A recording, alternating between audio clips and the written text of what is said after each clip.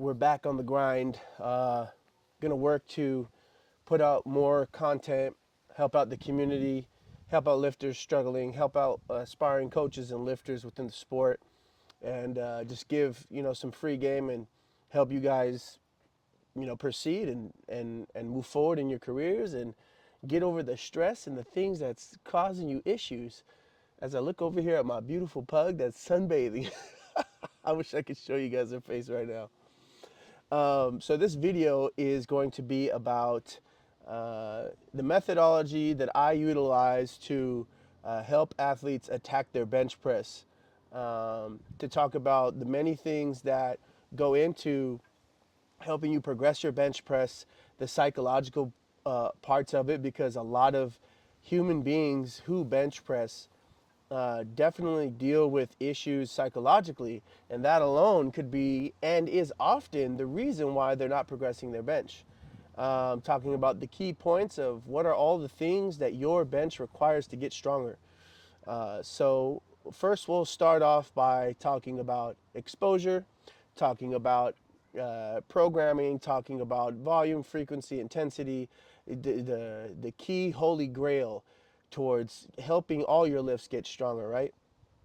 And so the first things that we want to understand as far as that goes in terms of the total workload that you're doing for bench press is many times in my experience, I have had athletes bench a certain amount of times per week. And when they've done enough, their bench press has started to see, results. They've been able to get stronger. And so that's great, right? You can only bench so many times per week. Very few lifters bench press 7 days a week. Few lifters bench press 6 times a week. And in most cases, the holy grail of bench press frequency is going to be between 2 and 5 times per week. Now, you're going to need experience, and there's going to be a lot of factors that allow for you to know how much benching you should be doing. And what's really good is that if you have a coach that has enough experience, that has been doing this for a long enough time, they're going to be able to take a look at your workload, take a look at your leverages. They're going to be able to take a look at your frame, your body type, your technique, and a lot of these little things that go into assessing an athlete's bench press. And they're going to be able to say, okay, this lifter needs to do 2 times per week, or this lifter needs to do 3 times per week, or 4 times, or 5 times, and so on, right? What's more commonly done is the 3 to 4 time range, right? That's the more common time frequency split for benching how many times per week. And then also sometimes the split is set, right? And when we say the split, meaning how many days per week you should be experiencing the lift frequently, right? How frequently you should be experiencing that lift. But also particular bench accessories might be able to spark even further results when that comp frequency is set per week, and also then you have the accessories that help add to that. It also depends on the type of system that you're utilizing. For instance, there are coaches that are more on the side of the higher workload for accessories and a very managed set amount of workload for competition lifts and how many sets and reps they do with the competition lift in the barbell movements, as opposed to how many movements they're doing and how hard they're pushing those movements as it comes to accessories. So understanding the differentiation between those areas is like one of the first and most important things to help also understand how you're going to attack increasing the load, increasing the total output and capacity of your bench press as you move forward. So to keep things nice and tightened up on this segment is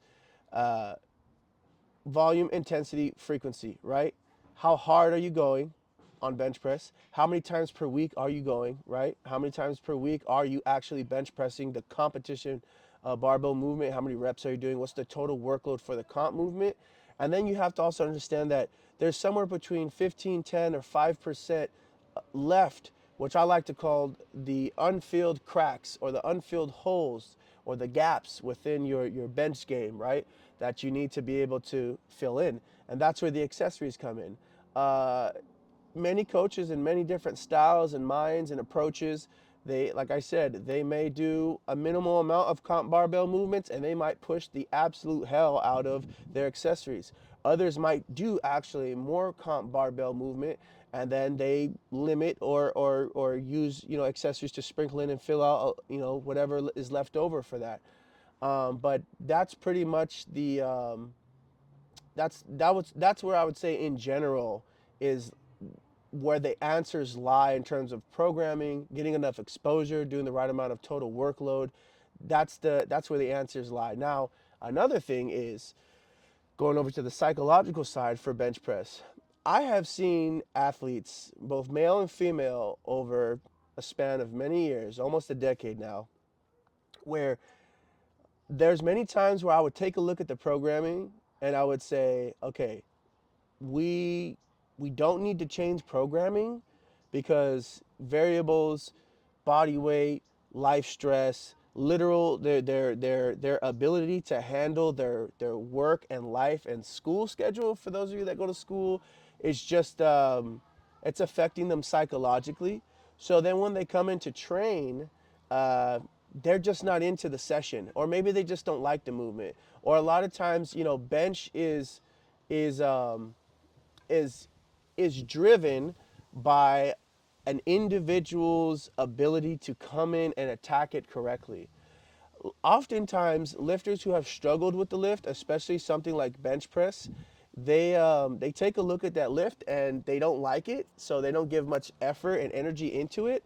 And so, you know, if you don't give much effort and energy into something and you're psychologically distanced from that lift, it's going to be really hard to increase the load on that lift. And if you're not passionate about it and if you're not actually trying, you're just showing up and going through the movements, well, we can all understand that there's probably not going to be a lot of results that come from that approach. Now, if you come and you attack that lift, right, and this is something that I teach a lot, this type of mindset, which is you should always be coming into that lift, especially bench press, and you should be coming in every single day with a long distance type of mindset, right? In other words, looking down the road, right? What's down in long distance, right? What do I ultimately want to do all the way down the road? You know, for some of you, a 500-pound bench press may be the goal, a 400-pound bench press may be the goal, a 300-pound bench press, and so on and so forth, right? When you look at your goal long term, you then have to break down a lot of things and say, okay, what am I looking to do here? If I want to go ahead and, you know, execute and attack these goals, I have to come with the right approach and I have to make sure that I understand what it looks like for me to actually get there. So for instance, if you want to hit said number, you have to take a look at many factors. What does my body look like? Do my triceps, do my chest, does my upper body look like it can actually support the loads that I want to attack? What do my reps look like? If I want to bench 400 pounds one day, but I'm only benching 200 pounds for set amount of reps, is that going to get me to where I need to be to or get to, right? So, you know, typically if someone that bench presses 405 pounds, they can typically triple something like 375 pounds, you know, at RP 7 to 8, right? Or they could do it 385 for RP 7 to 8. That's somewhere around 405 or a little heavier, right? For sets of fives, you can do something like 342 pounds to 363 pounds for about 5 to 6 reps, RP 7 to 8, right? These are just examples without being too precise, just giving you general examples. Now, a lot of times you have to also understand what does your leverages look like. Obviously, the lifters that can bench a lot but have great technical advantage, those lifters don't really travel too far of a distance. Now, some athletes are just brute benchers, right? They travel very long distances, right? And they have very thick muscle bellies within their triceps, their pecs, their shoulders, things of that nature, right? So the lifters that have to travel long distances obviously have to recruit more musculature, and therefore it gets greater activation, and they have to work for that distance, and you really see that those lifters are a little bit more beefier, muscular, right? Their upper body actually looks like they can bench press the type of loads that they do. The lifters that have more technically advantage or greater technical advantages, and they have a super high arch, they don't travel far distances, and things of that nature. Therefore, it doesn't recruit more musculature, and but their CNS, right, their central nervous system is still getting the right amount of exposure for the distance that they are traveling. Understanding these things in your bench press is going to help you think about it from a more methodical approach, right?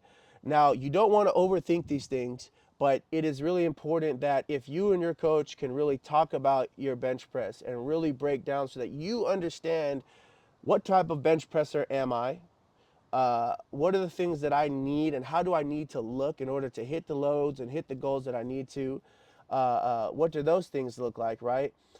Because once you fully can break down, are you someone that travels a fair amount of distance? Are you someone that travels a short amount of distance, right? This can then help you understand, okay, well, how do I need to attack my competition barbell movements? What accessories can I put into my programming that's going to allow me to further bolster and drive progress that we need to see that lift going in the right direction? And then also just simply looking at my upper body's pretty skinny. I don't have a lot of muscle and strength that's coming from my upper body, so I need to improve the legitimacy of that, right? It could never hurt you if you look like you execute a lot of weight for that lift, right? So if you put on more muscle on your upper body to help you bench more, right? That is like one of the most simple solutions in the first place. It's logical, right? You don't have to overcomplicate anything. Just focus on a clean diet, great recovery, and really pushing your competition barbell movements within said RPE, right? You don't want to overstress, you don't want to undertrain, and I think psychologically, this is one of the most important keys that I could give here, which would be when you're attacking bench progression, you cannot attack it with a short-term mindset. Going back to one of the earlier points when we talked about the long distance mindset, right? It's going to take a long period of time to get to where you want to get to. Once you get there, you'll look back and say, well, it didn't take that long, right? You come into every session and you collect as much clean precision and execution as possible. You're following your plan. You're not getting too antsy. You're not getting, too impatient, right? You want to attack it with a long-term mindset. You want to say, I'm going to come in every single training session and I'm going to hit as clean and adhere to the program as best as I can. I'm going to work to build muscle today. I'm going to work to attack the loads that I need to. I'm going to make sure that my variables are set in place so that I can express my training session the way it needs to be expressed. And I'm going to collect every training session each week, having successful W sessions, right? Having sessions where you can say, today I won on bench press. And then you want to accumulate those sessions every day per week and every week per training block. Now you want to connect those training blocks to the next training block with high level efficiency and effective training, right? Where you slowly, sometimes your bench press might gain 1 kilo to 2 kilos each block, right? And you can only see that if you are executing the plan correctly. If you are overshooting, if you are getting overzealous, now you're going to be putting your body in a place where it's accruing too much fatigue, it's not able to recover how it needs to, and now data is hard to follow because your body is offset and the plan is offset. It's all disrupted because you can't read the data correctly. So for you to string those sessions together week to week, you're not making it accurate and realistic for yourself to do that if you're forcing your training too hard, right? So you've got to be patient. It's an annoying thing. It is something that you may not be used to, but you got to just let the progress come to you. That's probably one of the most cliche sayings for successful athletes and coaches that are able to make progress. Take your time, show up, let it collect, let it build. Don't get in your head and take the negative parts out of it, if you will, right? And so, yeah, when we're talking about how to increase your bench press, it's got to be methodical, it's got to be slow. A lot of times, if you want fast progress to come, you got to go slow, right? If you try to force progress to come fast, progress will be slow. So you see how that works, vice versa, right? Um, so yeah, the psychological parts of it, right? The programming aspect, getting the right amount of exposure, right? The recovery parts of it, the speaking with your coach, understanding the type of bench presser that you are, right? Being a great technical bench presser, being clean, adhering to high level world class standards, and then keeping those world class standards when you execute the bench, and slowly, progressively let those loads build over time, letting that progress come to you. And a lot of this, for the last portion I'll say here, is that will come when you're doing things right. You'll know how that feels, because when you come into a training session, you're going to say, man, we have a plan for this load here, but I actually may be able to increase a little heavier than I thought I would today. So you go, you increase by 5 keys on maybe a top working set, right? And now that's a huge W, because now you're just saying, all right, I might have PR'd, or I might have gotten closer than I ever have to a PR today. And if I keep doing this each week, now I'm repeating a process where progress is taking place, right? We are inching our way closer to new levels, new territory on the bench end. So um, I'm going to keep working to send out these videos. I hope that this wasn't too long. I hope that this made a lot of sense and put things into perspective for you all, whether it be aspiring coaches or athletes, to just get better and get stronger in the bench press within powerlifting. I tried to give as much clean, general information as I could to help you guys, in your guys' path. And if you guys want more videos, or if you guys have any suggestions on what else you'd like to hear, please go in the comment section and let me know. Otherwise, it's a beautiful Sunday out here in California. I hope you guys are having a great time wherever you're at, and having successful training. And we'll speak to you guys soon. Take care.